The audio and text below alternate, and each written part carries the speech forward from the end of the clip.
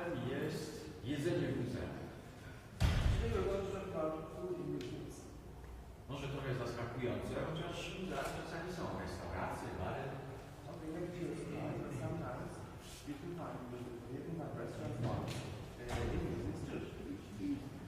A nawet zupełnie przypadkowo spotkaliśmy kucharza, który pracuje w muzeum.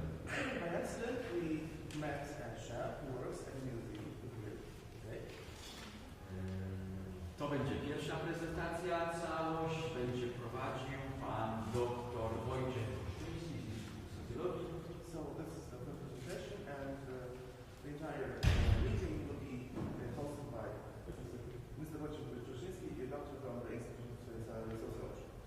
Generalnie będzie to po angielsku, ale jeśli będzie potrzebna językowa pomoc, to mamy wspaniałego specjalistę. So we will all have it in English. If you need help, I'm here to help you. Czyli oddajemy głos panu doktorowi i oddajemy państwa pod komendę. Please take the floor. Not the doctor to the floor. And enjoy the presentation. It's my great pleasure to invite you at this plenary session.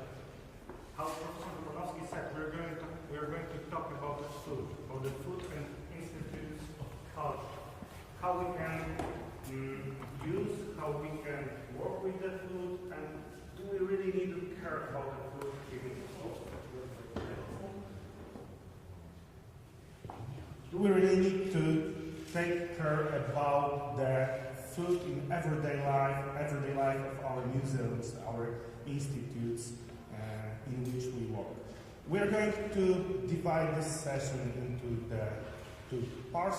During the first part, I will ask our guests to present what they do in their institutes, in their museums. During the second session, I will ask you, and I will ask our guests, and I will ask you to participate, discuss, and just to think about the role of the food in everyday life of the museum. I've got a great request to the quality of this session depends on you. It depends on your participation in the discussion. I got this feeling that it can be great if we start to just talk to each other or just listen to it. So if you've got a question, if you have got some remarks, just raise your hand and just ask our guest. It's my pleasure to invite our guests. First of all, I will want to introduce you Ms. Paulina, Szulist,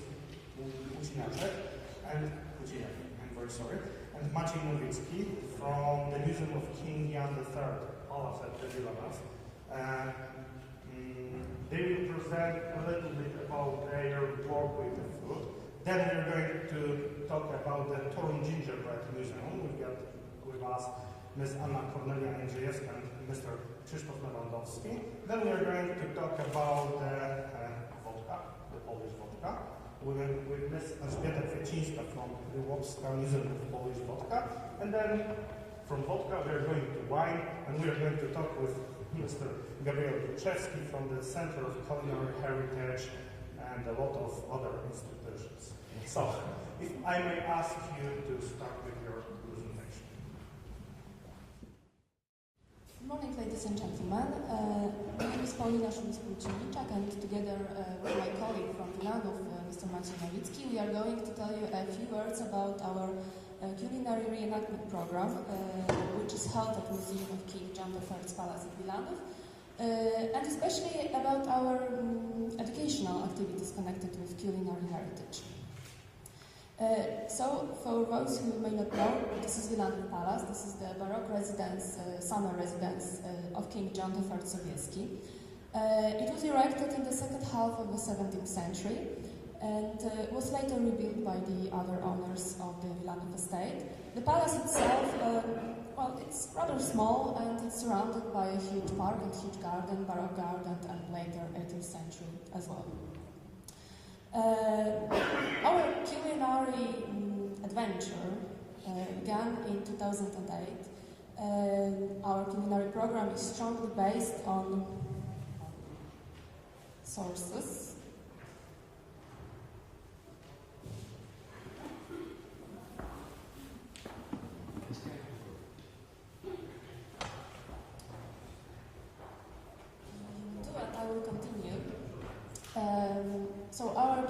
program is based on sources printed in a unique series of books, Monumenta Poloniae Culinaria, so Polish culinary monuments, with cooperation with University of Nicolaus Copernicus and under the supervision of Professor Jarosław Dumanowski, who is the inventor of this series and the editor of all the books.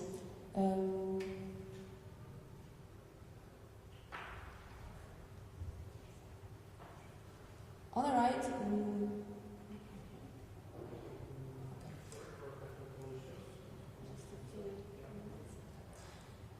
so on the left you can see the first Polish cookbook, Compendium Verculorum from 1682, written by Stanisław Czerniecki. And I think that this is the base of our program, the most important book, a real bestseller. I think we now have a 7th edition of it, and it's very popular. On the left there was the other book, because we have 6 of them in the series now, about 18th century cuisine. But for our knowledge about the royal table, we need another one. Okay. This one on the left here. This is the list of products that appeared on the court of John Sobieski between 1695 and 1696. And on the right, this is our latest publication from last year, Old Polish Culinary Recipes from the time of 16th to 18th century. Those are diffused printed recipes from this time. We also saw the need to have this book in English, so we have Compendium Verculorum, the first Polish cookbook, in English as well. And thanks to that, I can show you the recipe on which we work, because you can see how scanty evidence it is. Any tips, any clues, any numbers, the interpretation and reconstruction of the dish, it's really up to the master, up to the chef. And here is Maciej Nowicki. I think he would like to tell you a few words about interpretation of such recipes. Thank you. So a little bit backwards about the Compendium Verculorum. In real, it's a massive inspiration for youth and young people who's coming to the workshops for a museum. The other, Kurs Doskonale, and our newest book, which is more linked to, well, of course, it's a gathering of recipes, but mainly not just cooking, but all the stuff is mixed up with medicine. So we're very, very close to medicine in this newest book. But the Compendium Verculorum, printed in English, we're very proud out of it. So every single time when we go to abroad and we show this book, everybody is very impressed. So a couple peeled with vinegar alive, so there's no numbers, no grammatures, and such stuff which help you to create the recipe. So every single time when somebody asks me, Maciej, how do you know how to proceed with particular recipe? I'm replying, I don't know. It's just by feeling. You can't really say the way of reinterpretation. Last night I've had a conversation with our guests from Romania, and we shared a little bit of experience how to reinterpret, you may say, recipes. So, for example, yesterday also Jarosław Dumanowski and Marta Sikorska during the conference gave an examples of recipes. For example, pike with sugar snap and onion, and also saffron, ginger, garlic, cinnamon, and a few other spices which are quite strong flavored. So you can't put all of them all together in the same stuff and recipe, because it's going to be well too much overpowered. So you need to create the plate and flavors according to the newest knowledge about flavors on the plate. Does anybody know how many flavors on the plate we have to have today, those days, don't make an expression that is a little bit messy on the plate. Is anybody from culinary school? How many flavors we are allowed to have these days in postmodernistic flavor style? Exactly. Bingo. 3. In old culinary books, sometimes you have 6, 7, sometimes 8. All of this mixed up with sugar. So from today's perspective, we can say that it's a little bit messy, understandable. Right? So you need to juggle a little bit with flavors, textures, of course, colors, but it's up to chef. But what about the flavor? So for example, if you got 4 or 5 strong flavors in one recipe, you have to put on the plate with garnish. So if we got a recipe for a pike, for example, you can use one strong flavor for a pike, and others with the additions to the recipe. There is no other way to be communicative and persuasive for people, especially for the youngest, to understand those recipes. So you can't treat them too seriously. As short as that. Okay, so as far as you can see, this is a really hard task for us to reconstruct the recipes and to create a dish. We have also a passage to knowledge. It consists of almost 150 articles in English about Polish and European culinary tradition. In our opinion, this is the first tool for our guests and for somebody who would like to know something about old Polish cuisine. And it's also a very inspiring thing. I encourage you to use it. Okay, but all of that that we showed you and we told you, this is the theoretical part of it, and we wanted to make it into life, but we needed a place, and we didn't have it in Wilanów, we didn't have a kitchen, and I don't even think about a kitchen from the time of John Sobieski, but also the later owners, we do not have such place, so we needed it. And the place appeared in 2014. This is Villa Intrata. It's 18th century, 19th century manor. It belongs to the administrator of the Wilanów estate under rule of Nowicki family. And then there we have a modern kitchen, a space for culinary workshops, conferences, and so on and so on. It's fully furnished, fully equipped, I think, yes. So this is really a great place. It wasn't that easy to persuade to our director, Paulina, to build up a fully equipped professional kitchen in the museum, but we made it. So we are very glad of it. So to the point, our culinary reenactment program runs also from this time, 2014, the educational activities. We started with workshops for school children and adults. For last year we have also an offer for groups with special needs, disabilities, so children with a disability of eyesight, hearing, mental disabilities and so on. We have... Sorry, please notice the plates. It's not reconstructed stuff in 17th century, of course, but it's 1560s plates which we used to serve, well, previous chefs in Wilanów used to serve for the most important guests in Poland during the communism time. So on those plates we used to eat tegol and a few others, bread as well. Yes. And in November we also started workshops for families. This is a very demanding task. We have seasonal workshops for adults, so for example workshops about asparagus and so on.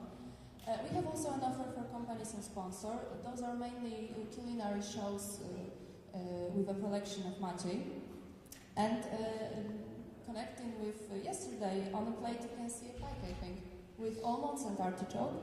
And on the left there is a small reconstruction also from last year. There's a medicine cabinet with some herbs and other things that are connected both with cuisine and with medicine, because as we know in old Polish cuisine, you can't stand the final border between those two matters. This is recipes from workshops for children. The group, I think, is doing dumplings with yes, dumplings. Every workshop, both for children and for adults, consists of 3 parts. The first one is the story. This is the background about old Polish heritage, about Wilanów, about cuisine, and we try to make a good background for the later parts. Then there is a teamwork. So the group is divided into sections and they are working together, preparing something under the supervision of our chefs and our educators. And then there is the third part, I think one of the most important ones. So everybody is sitting together, eating together, telling the story and so on. Yes, children are happy, I think, after that. Workshops for adults are more complex. There are many more recipes, they are more difficult, and they are longer simply, 3 or 4 hours maybe. We have also special offer for gastronomic schools, and this is very important for us because we really feel the mission to educate children and students from culinary schools and to share our professional experience. So far we got 3 major groups, age groups and subject groups. So we got teenagers, professionals, because we treat the teenagers from the culinary schools very seriously, and adults. So it's not very easy to predict in what kind of knowledge people will come to the Wilanów. So it's not very easy for us, for me, Paulina, and other staff, to create a program, unique program, which is going to be interested for everybody, and also not too complicated for everybody. So very often when we got workshops for the youngest one, our loved ones, we do very simple things like dumplings, for example, because straight recipes from the first culinary books, for example, for the company for Culinaire, are too complex, too difficult for them.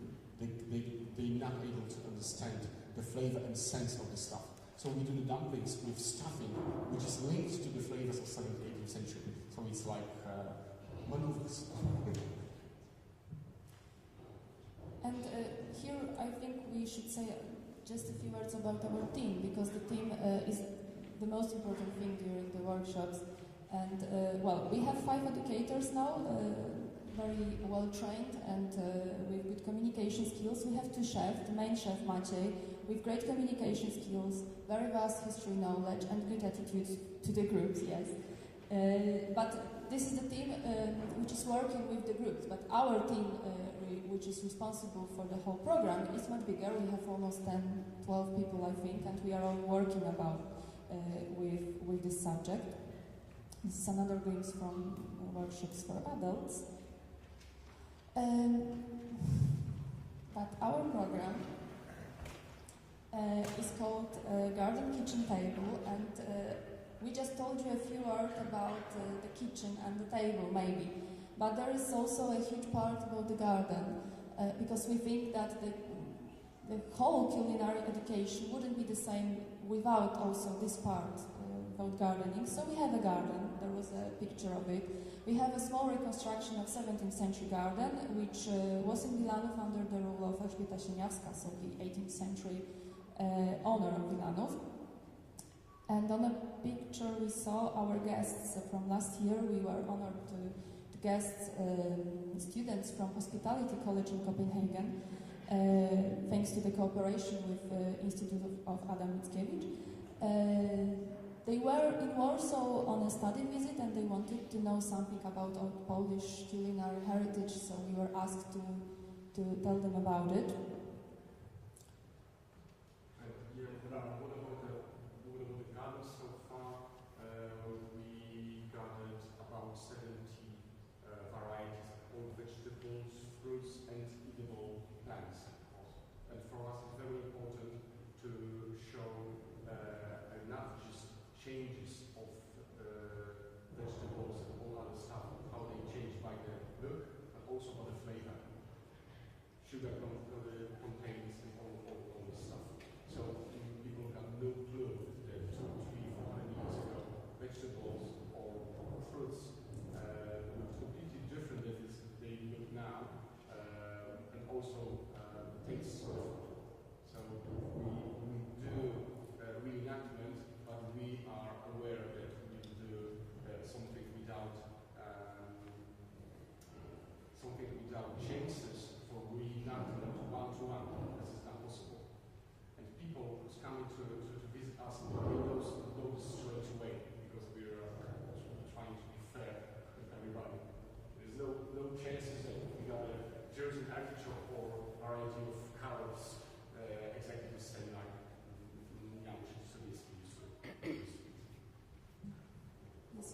also a very demanding task for us. And last year we also started a program with beekeeping, so we have a bee yard and we have courses about bees and classes about this. And we want to use the honey from our bee yard during our workshop, so this will be Wilanów honey, I think. It will be first time this year. Yes, and we will going to sell it as well in our museum shop. We also started just last month, I think a unique program with culinary bloggers. Its name is Taste of Vistula River 4 Seasons. That's just a glimpse from this. We are going to tell the story not only about our Polish culinary tradition, but also about the Vistula culinary tradition. So this is it. And we know very much that we have to communicate our work to the world, not only with our website and Facebook profiles, but also with many other medias. This is a very old, I think, program. 3 years ago, yes, Maciej with Chef Karol Krasa and Professor Jarosław Dumanowski were preparing a cup in our gardens. So these are the glimpses from this TV show. And we are trying to do it all the time, I think. Also preparing, okay. Just 2 slides, okay.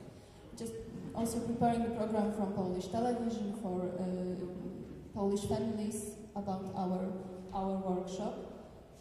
Also we promote Polish cuisine, especially from the 17th, 18th century from our books for the wider publicity. So Minister of Foreign Affairs or Prime Minister or other ministers who would like to host in the museum, they also are served with Polish flavor. Me personally, I cooked 3 times for Polish presidents, and also visiting Palace, we used to serve Polish 17th century cuisine. It was quite tasty, I can say. So thank you very much for your attention. This is all from us. We are very glad to be here and enjoy this seminar.